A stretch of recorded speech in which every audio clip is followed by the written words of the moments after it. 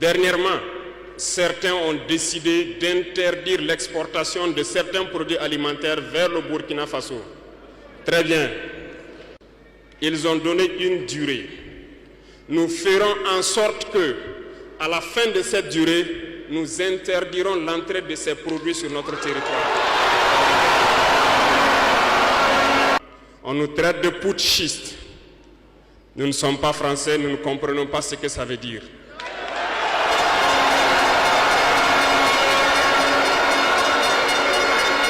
Et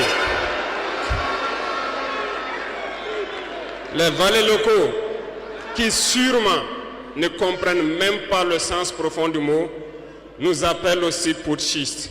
Très bien, on se l'approprie. Au fil de ces années, pour ce qui concerne le Burkina Faso, vous avez dû remarquer, tous les corps ont été déstructurés. Plus d'entraînement, plus rien pour l'armée.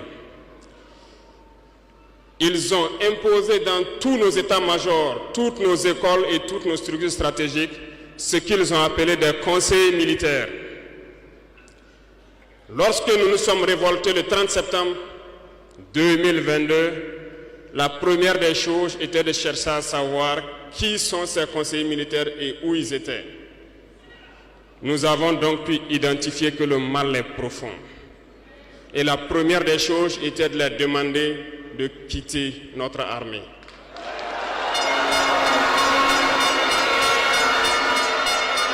Ils sont partis. Et ce que je vous disais il n'y a pas longtemps, vous ne pouvez pas espérer retrouver votre objet perdu en faisant appel à celui qui vous l'a volé de venir vous aider à le chercher. Lorsque nous avons déjà demandé aux conseillers de partir, nous avons senti des manifestations. On nous a fait comprendre qu'on ne pourra pas s'en sortir sans eux. Et à chaque fois qu'ils nous le disaient, ça s'est traduit par des attaques d'envergure sur le terrain. Nous avons bien reçu le message. Lorsqu'à l'orée de l'année 2023, nous avons décidé de dire donc aux forces étrangères présentes ici de partir parce que nous voulons lutter en burkinabé.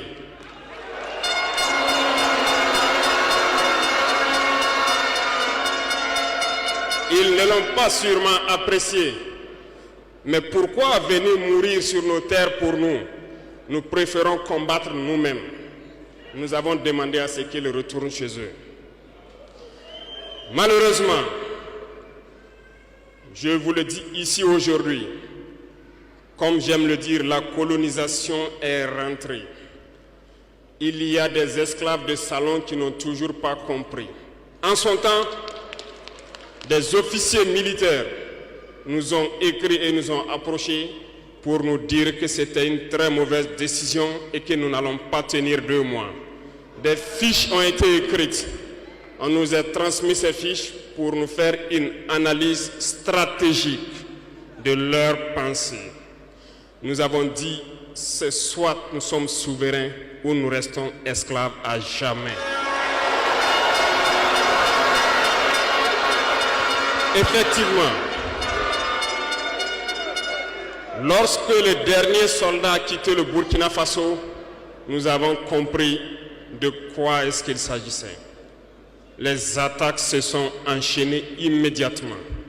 Déou, Tinakov, Partiaga, ainsi de suite.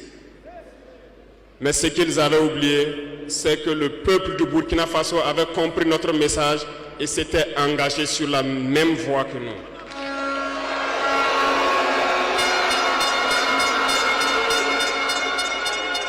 Nous nous sommes réorganisés rapidement et subitement, nous avons constaté que toutes les cellules dormantes terroristes se sont réveillées au Burkina Faso.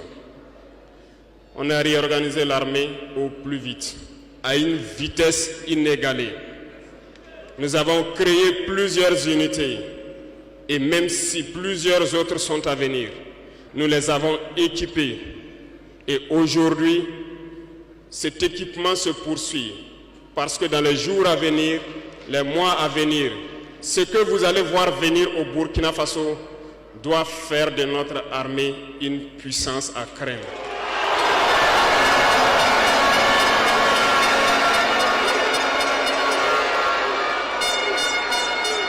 Nous n'allons pas lésiner sur les moyens.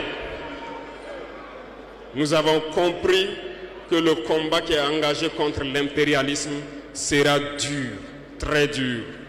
Mais seuls les durs vont passer et les Burkinabés sont des durs. Et nous allons passer. Mais aujourd'hui, nous n'avons plus de sentiments sur ce volet.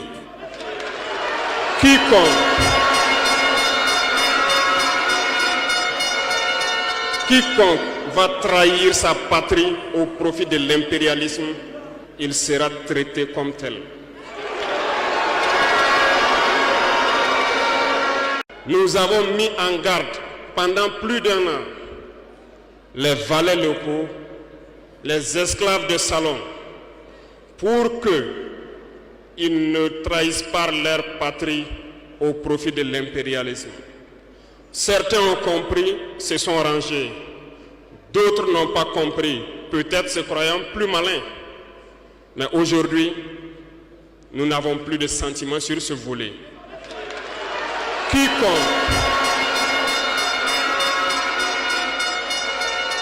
Quiconque va trahir sa patrie au profit de l'impérialisme, il sera traité comme tel.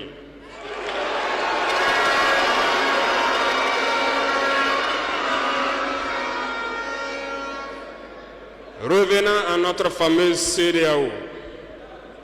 Depuis que nous avons décidé de quitter la CEDEAO, les esclaves de salon ont été actionnés partout. Ils veulent faire peur au peuple. Ils veulent faire peur à tout le monde. Dieu merci. Dans un passé récent, il n'y avait qu'une poignée de gens qui avaient droit à la parole. Sur les plateaux télé, c'est ce qu'ils se disaient, qui étaient donc prêts pour l'évangile. Aujourd'hui, avec les nouvelles technologies, qui ont bien sûr des avantages et des inconvénients, tout le monde a droit à la parole. Et je pense que les Wanyis sont les premiers à confirmer cela.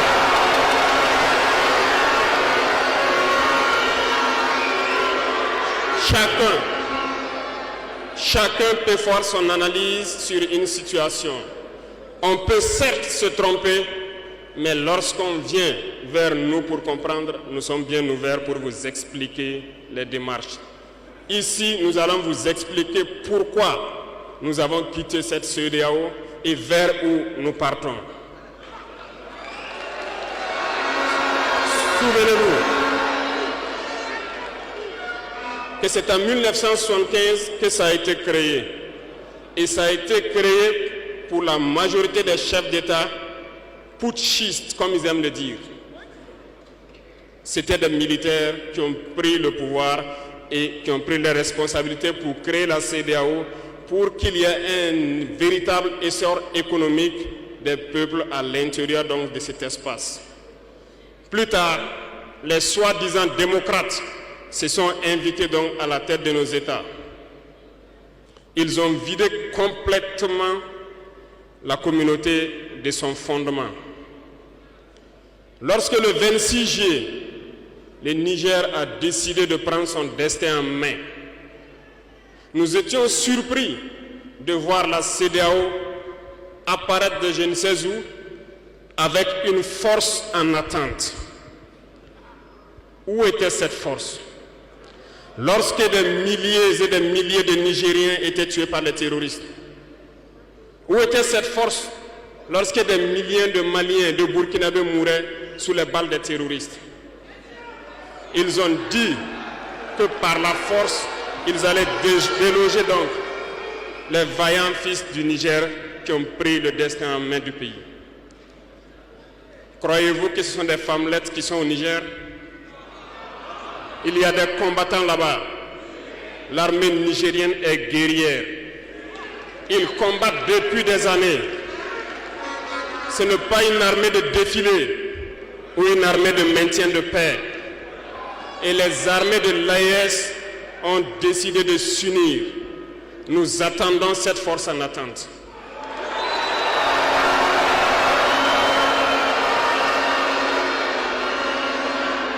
Il faut que ces soi-disant démocrates le comprennent.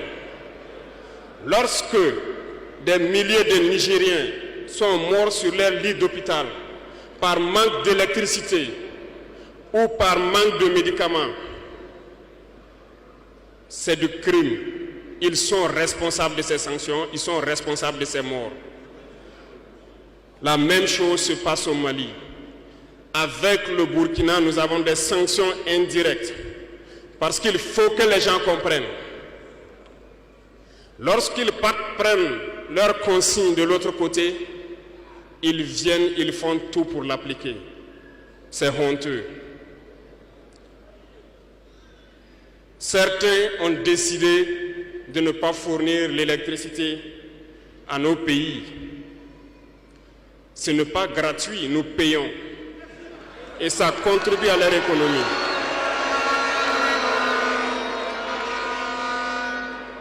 Ils ont essayé de faire souffrir le Mali. Et bien sûr, en faisant fi de tous les textes et de ne plus donner l'électricité au Mali, espérant que la population se révolte. Ça ne marche pas. Lorsque ça a duré, certains étaient obligés de faire payer leur propre peuple en augmentant le coût de l'électricité. Ça va encore augmenter.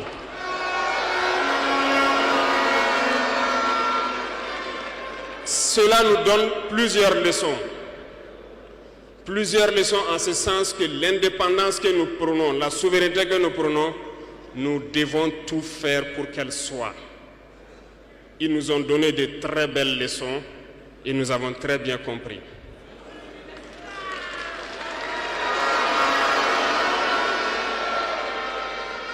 Certains ont fermé leurs ports, ce qui d'ailleurs va à l'encontre de tous les textes internationaux parce qu'on ne peut pas fermer les ports à un pays sans littoral. Ils l'ont fait, ils ont violé les textes. La communauté internationale n'a pipé mot. Personne n'a parlé dans la CEDEAO. Mais dans les ports, nous ne faisons pas transiter nos marchandises gratuitement. Nous payons.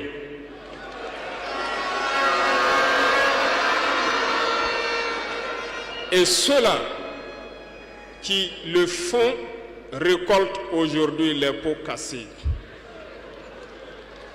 Et je pense que c'est une leçon pour eux aussi qu'il ne faut toujours pas appliquer les consignes de leur maître. Il faut qu'ils le comprennent pour toujours.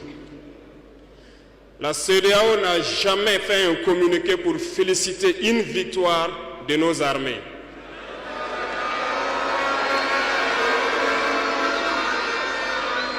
À peine, elle condamne du bout des lèvres et très rarement lorsqu'il y a des massacres. Où est cette CEDEAO des peuples? Bref, nous ne pouvons pas citer tout le mal qui a été fait à nos peuples, mais nous avons décidé en toute âme et conscience de nous retirer et de nous concentrer sur notre organisation commune qu'est l'AES.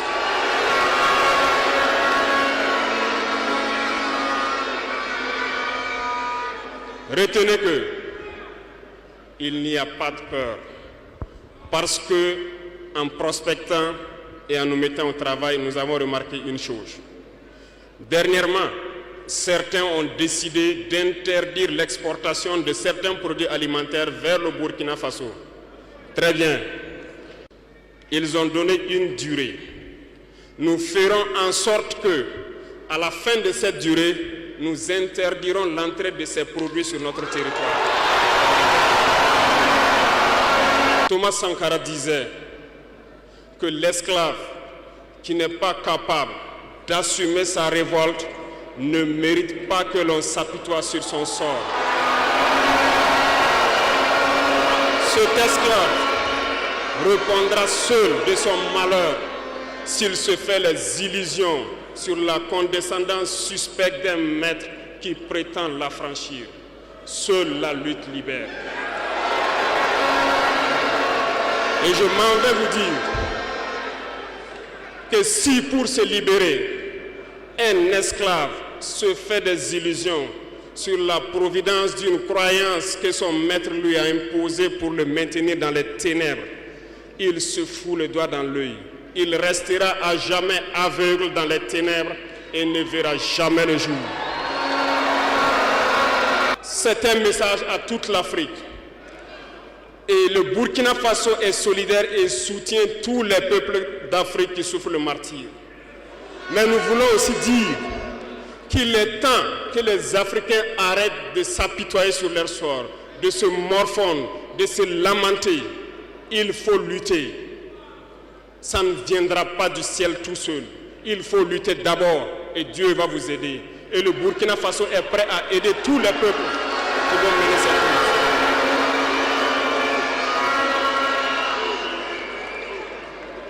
Dites-leur à tous ces peuples qui se battent, il est temps qu'ils disent la vérité à leurs dirigeants.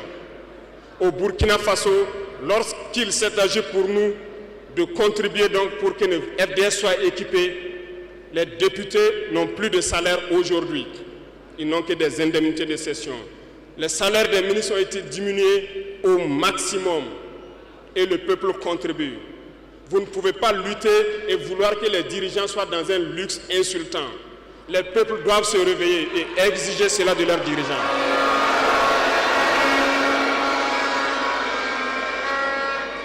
Et pour terminer, je lance donc un appel à tous les peuples de l'AES, à travers vous, pour qu'ils restent unis et solidaires.